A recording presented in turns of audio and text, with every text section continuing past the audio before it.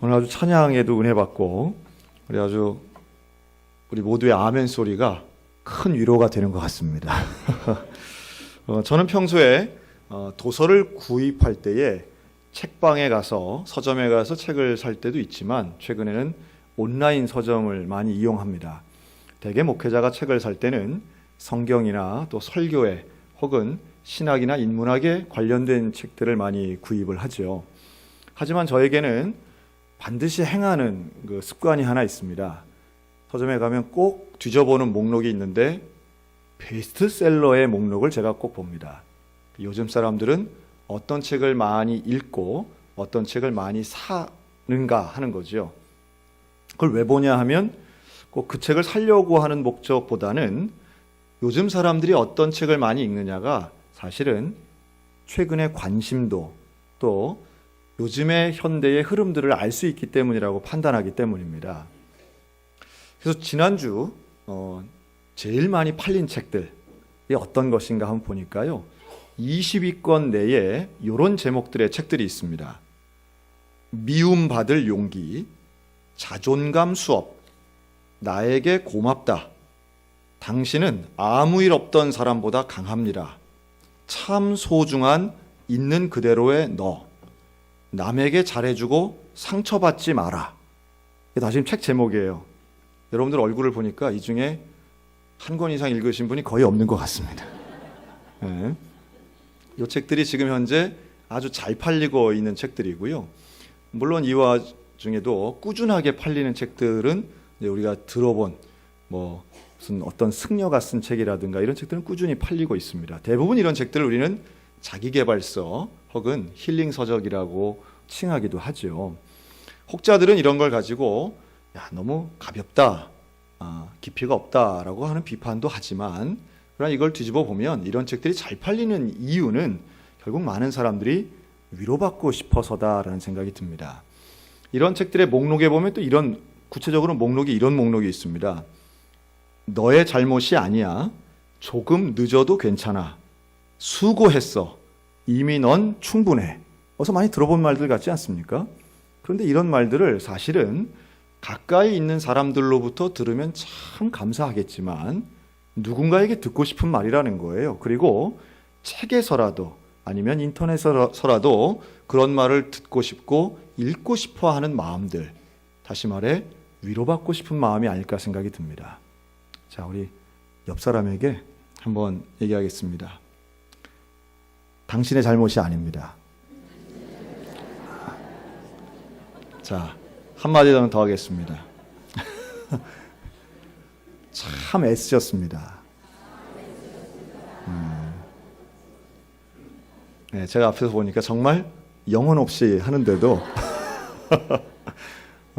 그런데도 그런 말들은 우리에게 분명히 듣기 좋은 말들이죠.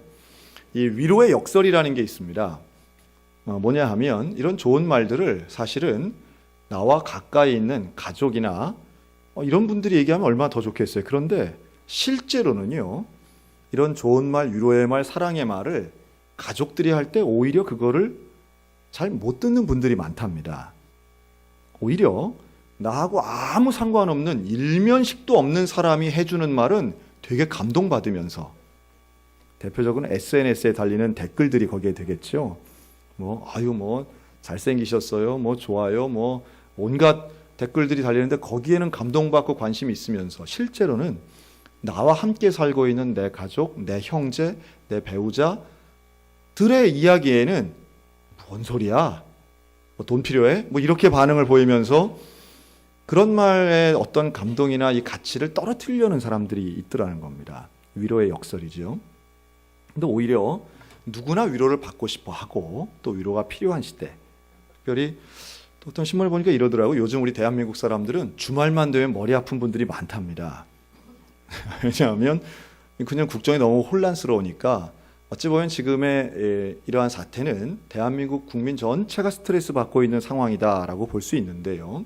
그렇기 때문에 개인적인 위로도 참 필요하지만 국가적인 위로도 필요할 때가 지금이 아닐까 생각이 듭니다. 물론 공의를 세워야죠. 올바른 길을 가야 됩니다. 그러면서도 정서적으로 감정적으로 도닥거려 주는 일도 필요하다라고 하는 말씀입니다. 그 누가복음 2장에 보면 이런 말씀이 있어요. 시므온이라고 하는 사람이 등장을 하는데요. 이 시므온이 의롭고 경건한 제사장이었는데 이 시므온에 대해서 성경은 그는 이스라엘의 위로를 기다리는 사람이다라고 설명합니다. 그러니까 이스라엘의 위로라고 하는 단어가 나오는데요. 즉 민족과 나라를 위로해 주시는 분, 그분이 누구겠습니까? 그분이 바로 그리스도 예수인 줄로 믿습니다. 그래서 이 시므온은 간절히 기다리고 이스라엘의 위로를 기다리다가 결국 아기 예수님을 만나게 되죠. 그리고 만나고 그가 예수인 것을 알게 되고 그리스도인 것을 깨닫는 은혜가 시므온에게 임했다라고 말씀하고 있습니다. 저는 우리 대한민국에 또 여기 있는 우리 한 사람 한 사람에게 하늘로부터의 위로가 임하시기를 주님의 이름으로 축원합니다. 여러분 진짜 위로는 위로부터 오는 것임을 믿으시기 바랍니다. 물론 사람 간에 하는 위로도 필요합니다. 우리에게 정서적인 위로도 필요하고요. 또 친밀한, 친절한 위로도 분명히 필요합니다. 그러나 사람이 하는 위로는 한계가 있습니다.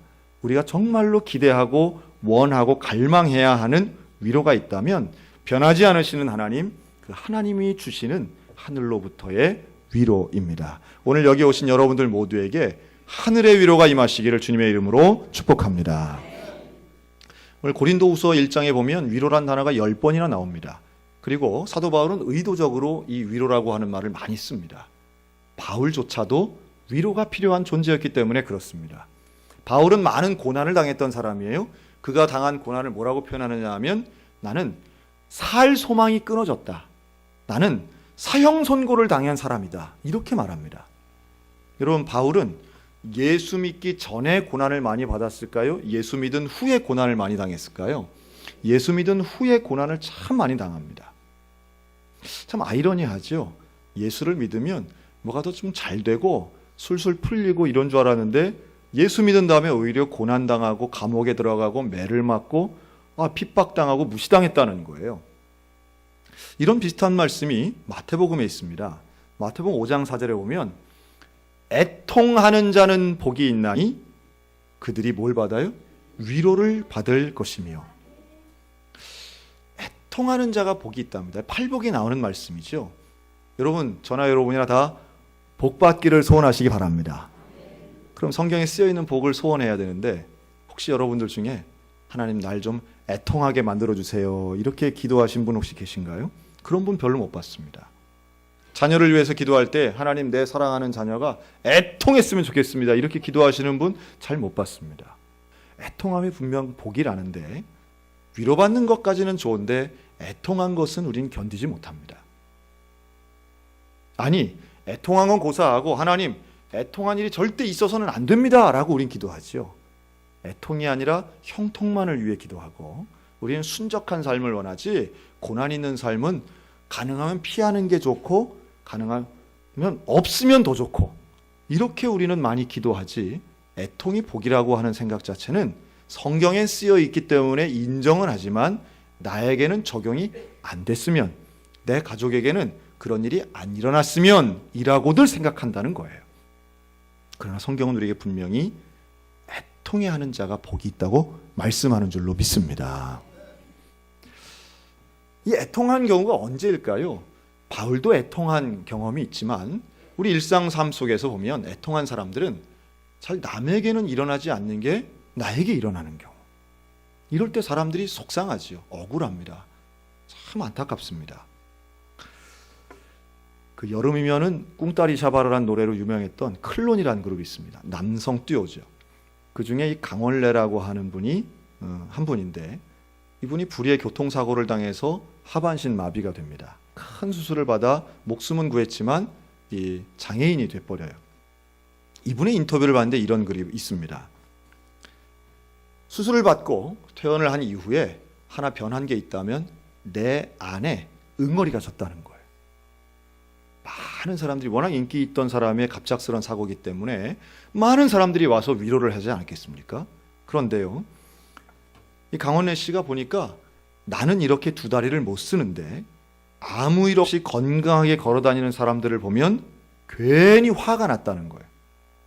그들이 건네는 관심, 친절도 곱게 받아들여지지 않았다. 힘내라며 주먹을 들어 보이는 사람들, 화이팅! 하고 하는 격려, 혹은 안타깝고 진심에 어린 위로조차도 나는 짜증이 났다. 이해할 수 있는 부분이죠. 사람들은 대부분 비슷한 반응을 보입니다. 우리 믿는 자라고 해서 다르지 않습니다. 믿는 자도, 우리 예수를 믿고 신앙이 있는 사람도 갑자기 밀어닥친 고난이나 예상치 못한 어려움이나 혹은 특별하게 임하는 것들에는 우리는 반감을 가질 수밖에 없는 거예요. 제가 지도했던 청년의 이야기를 한번 들려드리겠습니다. 제가 가르치던 청년이 이 인도로 단기 선교를 갔습니다. 근데 선교를 가서 혼자 간 게 아니라 의료 선교팀하고 함께 간 거예요. 이제 의사 선생님들이랑 같이 간 거죠. 그래서 인도에 가서 시골 마을에 가서 이 선교 활동을 했습니다. 아주 일주일 동안 했는데요. 뭐 워낙 그 의료기관이 열악하던 곳이다 보니까 뭐 항생제 하나로도 막 감기 같은 거 막 쉽게 낫는 거예요. 병이 낫고. 그런 가운데 의사 선생님들도 애를 썼지만 기도하는 기도팀의 은혜로 기적이 일어나기 시작합니다. 암 환자가 낫는 거예요. 별로 안 놀라시는데. 그리고 휠체어를 타고 온 분이 간절히 기도했더니 벌떡벌떡 일어나는 거예요. 야, 놀라운 기적이 100년 전 이 땅에도 일어났던 그 놀라웠던 기적들이 눈앞에 펼쳐지는 거예요. 막 같이 갔던 집사님들이 막 울고 감동하고 가운을 벗어던지고 그 자리에 무릎 꿇고 기도를 하는 거예요. 그런데 그 기적의 현장 속에 제가 가르쳤던 청년은 시험에 들었습니다. 두르고 있던 앞치마를 집어 던지고요. 캠프를 떠나서 하늘을 향해 삿대질하기 시작합니다. 하나님, 이런 법이 어디 있습니까? 작년 한 해 우리 가족이 그렇게 울며 불며 1년 내내 기도하고 새벽에 기도하고 철야하게 기도하고 금식하며 기도할 때 하나님, 우리 아버지는 암으로 죽게 내버려 두시고 예수의 예자도 모르는 사람들이 이렇게 와서 하루도 기도 안 했는데 어떻게 병이 날 수 있습니까? 여러분 이해가 되세요? 기적이 일어났는데 서운함과 상처가 되더라는 거예요. 여러분 나의 경험이 참 중요합니다. 그래서 나의 상황, 나의 사정, 나의 경험이 그래서 참 중요해요. 나의 상황은요 절대로 사건을 객관적으로 보지 못하게 합니다. 다른 사람이 건강한 걸 보면서 교통사고를 당한 사람은 남의 건강이 불편한 거예요. 우리 집에 밀어닥친 불행 때문에 다른 사람에게 일어난 기적이 상처가 되더라니까요. 제가 그 이야기를 들으면서 간증 참 조심해야 되겠다 하는 생각을 다시 한번 합니다. 하나님이 내게 주신 복이 있어요. 은혜가 있습니다. 그런데 이것을 잘 표현해야 됩니다. 잘 고백해야 됩니다. 어떤 사람에게는 내가 받은 복이 상처로 들릴 때도 있습니다. 그래서 남들은 지금 무릎 꿇고 다 감격하는데요. 이 청년은 기도가 안 되는 거예요. 일주일 내내 시무룩하게 있다가 결국 귀국했습니다. 어떻게 했을까요? 그 다음에 해결해야 되잖아요. 이걸 누가 해결해 주겠냐는 거예요. 누구의 말도 위로가 안 돼요. 누구의 말도 격려가 안 돼요. 애써서 단기 선교 가면 좀 아버지의 죽음이 위로받겠거니 해서 갔는데 위로가 아니라 오히려 더 상처가 돼서 온 거야. 기적을 보고도. 여러분 이 형제에게 예수님이 찾아오신 줄로 믿으시기 바랍니다. 어떻게 치유가 됐느냐 하면 따지는 가운데 하나님 원망하고 불평하고 하나님 앞에 막 따지는 가운데에 하나님이 뭘 보여주셨냐 하면 십자가를 보여주셨다는 거예요. 십자가가 무엇을 의미하겠습니까? 십자가는 애통함의 상징입니다. 십자가는 죽음과 희생의 상징이고 가장 억울한 죽음을 대표하는 모습인 거예요. 여러분 예수님이 거기서 왜 죽습니까? 예수님이 돌아가셔야 하는, 예수님이 그 고통을 당해야 할 이유가 없어요. 예수님께는. 그러나 나를 위해서, 사람을 위해서, 인류를 위해서, 백성을 위해서 그 고통을 지시고 십자가에서 돌아가신 사실을 믿는 이 형제는 그 십자가 앞에서 꼬꾸라질 수밖에 없었다는 거예요.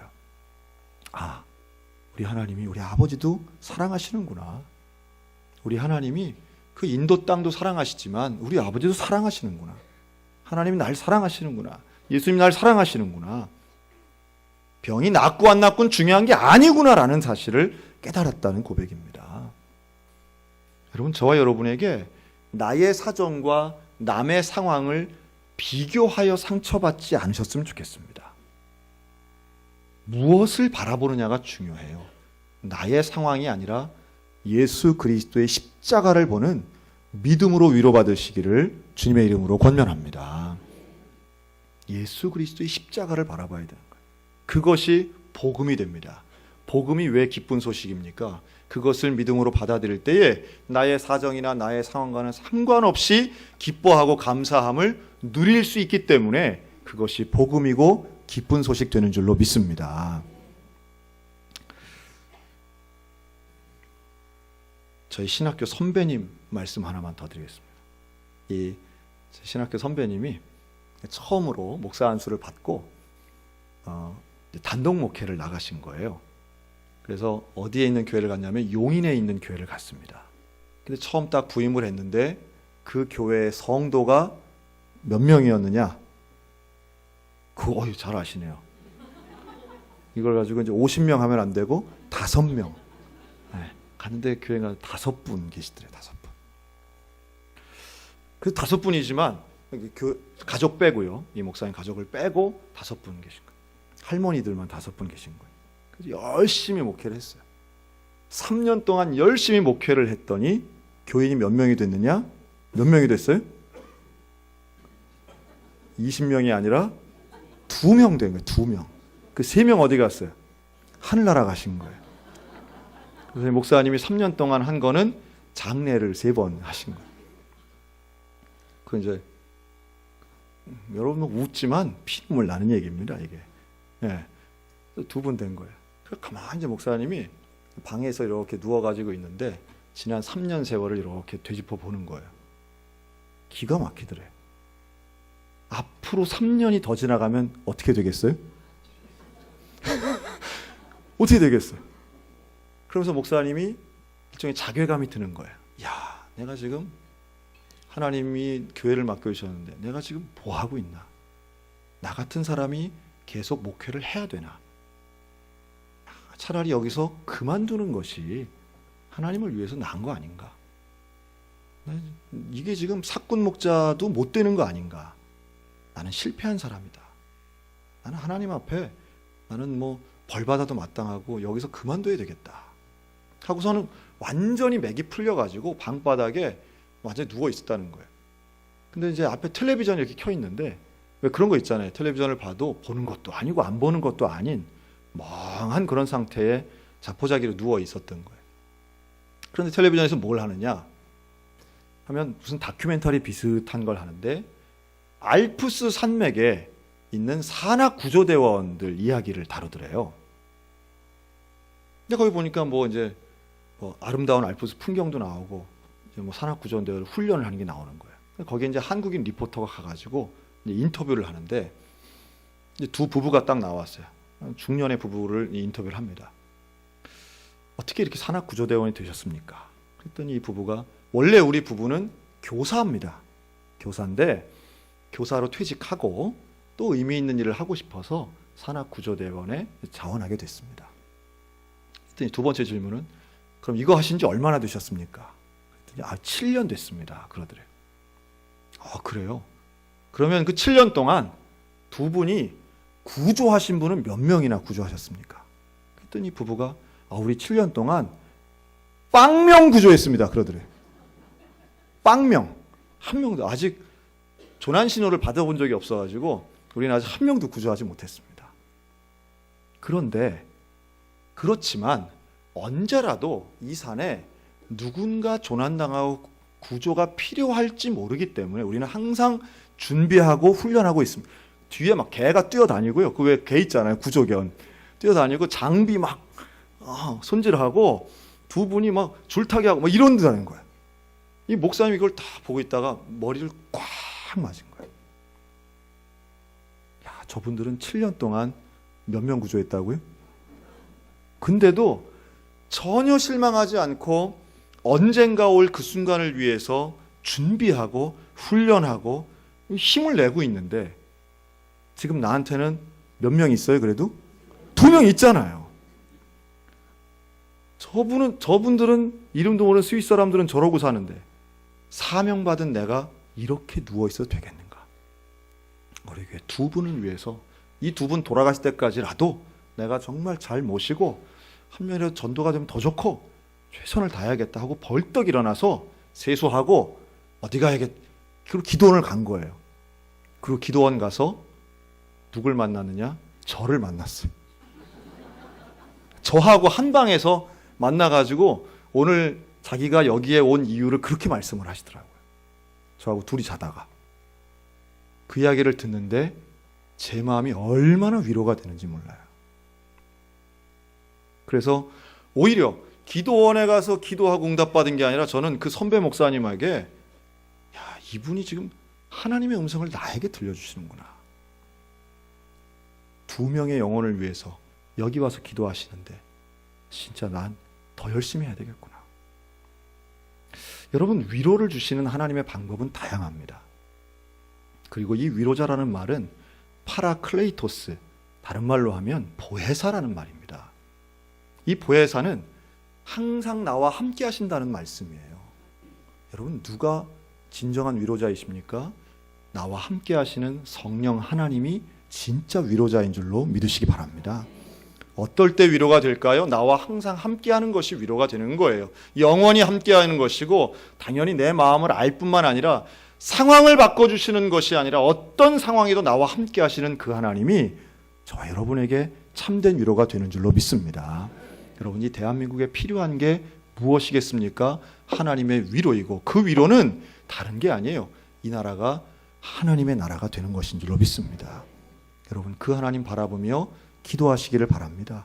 그 하나님의 은혜가 우리 가정 가운데, 대한민국 가운데, 우리 교회 가운데, 사랑하는 우리의 심령 가운데 날마다 동행하여 작은 상처에 휘둘리는 것이 아니라 나와 함께 하시는 그 하나님의 위로로 날마다 새 힘을 받아 온전히 일어서는 저와 여러분들 다 되시기를 주님의 이름으로 축원합니다. 아멘. 기도하겠습니다.